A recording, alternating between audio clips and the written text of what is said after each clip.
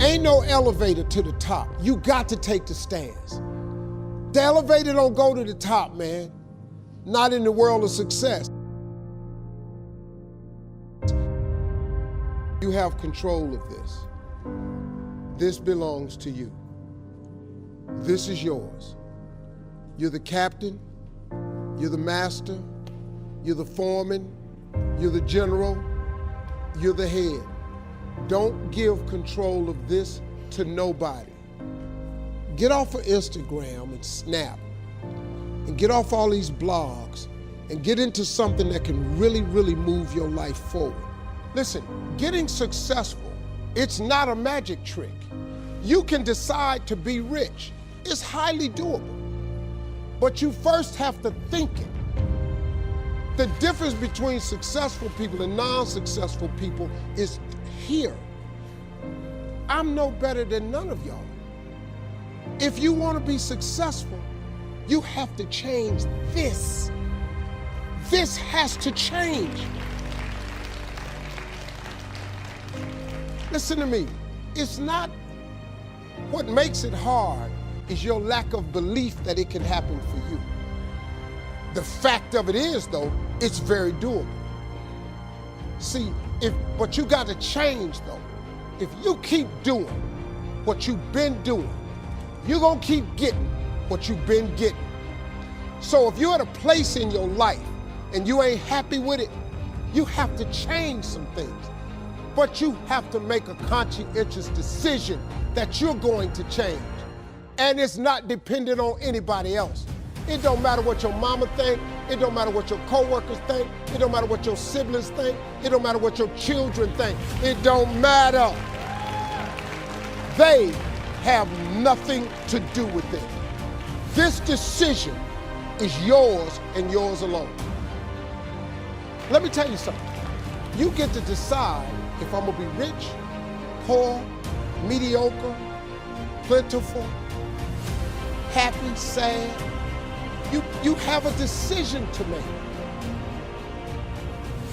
It's really not important what the majority of people that are blogging are saying. As a matter of fact, bloggers are not relevant people, they're not shakers and movers, and they're not decision makers, and they're not power brokers. So when you spend so much time in the blog world, the Instagram world, the chat world, all of this, you're wasting valuable time.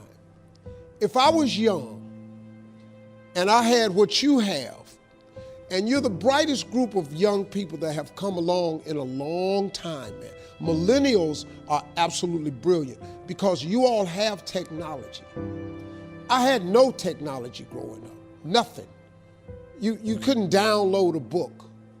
You had to go to the library, go to the card catalog, pull it open, find the book, find the number, go get on the elevator, go to the row, find the number book, get the book, and hope somebody ain't told a page out that you want to read. That's what it used to be. When my mom and them finally got the money together to help us educate ourselves, they bought an encyclopedia set, Britannica, Funkin' Wagner, and everything you wanted to know was in that encyclopedia, and that's all you could know. If you want to look up something about elephant, and they had 2 pages on elephants, that was what your knew about an elephant. Y'all got Google. You can Google anything. You all have stuff at your fingertips that can make you great. But if you could combine your technology with your parents and your grandparents' work ethic, your could be rich. You could be rich, man. But you cannot erase the work ethic part. There is no getting around. Ain't no elevator to the top. You got to take the stairs. The elevator don't go to the top, man. Not in the world of success. You got to take the stairs. Y'all got to start getting gritty, man. I hate it when I see young people wasting their time, wasting all this technology got, just bull, just sitting around in this world that's been created for you that everything is instant. I was arguing with my son the other day. We're having a debate. I thought, man, I'm finally sitting with one of my sons having a healthy debate. I told him, that from Cleveland to Nashville was about 540 miles, something like that. He Googles it while we're talking. He said, no, Dad, you're wrong. It's 526 miles. I said 540. It's amazing, man, how you rely on technology and it's a help to you. But young people, you gotta get gritty, man. You gotta develop some dog in you. You gotta understand that success, you can't Google success. Go Google it. You can't Google it, man. I got something else for you. Because I've lived so long and I've been exposed to so many things. I've seen stuff hopefully you'll never see, and I've seen some things I hope one day you do see. But go Google exposure. It ain't gonna take you nowhere. I've been around the world, man, because I've traveled. But I traveled it because I've made myself uncomfortable. I have a life of convenience now. But in order to get the life of convenience, you gotta have a very uncomfortable life. You got to get comfortable being uncomfortable. Stop trying to do everything the short way. Stop trying to figure out the easy way, because the ain't gonna happen. I got news for you, man. It's not happening, young people. You got to get messed up sometime.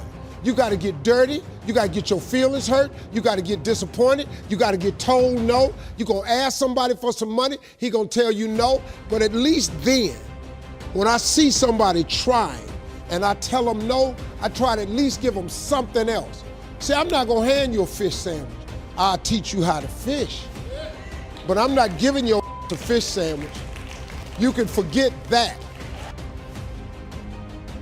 Once you get this, y'all, you can change everything.